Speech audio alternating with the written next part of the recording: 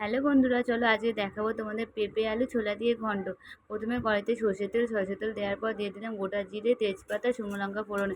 তারপর দিয়ে দিলাম আলুটা হালকা করে লাল লাল করে নেড়ে নেওয়ার পরে দিয়ে দিলাম পেঁপেটা একটু হালকা করে নেড়ে নেওয়ার পর দিয়ে দিলাম ছোলা দেওয়ার পরে দিয়ে দিলাম হলুদ গুঁড়ো, জিরে গুঁড়ো, পরিমাণ মতো নুন দিয়ে আবার হালকা করে ভাজা ভাজা করে নেওয়ার পরে দিয়ে দিলাম আদা দেওয়ার পর অল্প পরিমাণ টমেটো এর মধ্যে ব্যবহার করেছি। দেওয়ার পর আবার একটু নেড়ে চেড়ে নেওয়ার পরে অল্প অল্প জল দিয়ে আমি ভালো করে মশলাটা কষিয়ে নেবো যাতে কাঁচা গন্ধ না বেরোয়।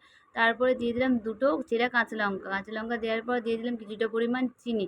নিরামিষ তরকারিতে একটু মিষ্টি মিষ্টি হলে ভালো লাগে, তার জন্য চিনিটা দেওয়ার পর আবার আমি অল্প অল্প জল দিয়ে ভালো করে কষিয়ে নেওয়ার পরে পরিমাণ মতো জল দিয়ে দিলাম। জল দিয়ে আমি ফুটতে দিলাম। ফোটার পরে আমি ঢাকনা দিয়ে কিছুক্ষণ চাপা দিয়ে নামানোর সময় দিয়ে দিলাম ঘি, গরম মশলা। তোমাদের কার কার ভালো লাগে নিরামিষ পেঁপে আলুর ঘন্ট আমাকে কমেন্টে জানাবে। রেডি আমার পেঁপে আলুর ঘন্ট।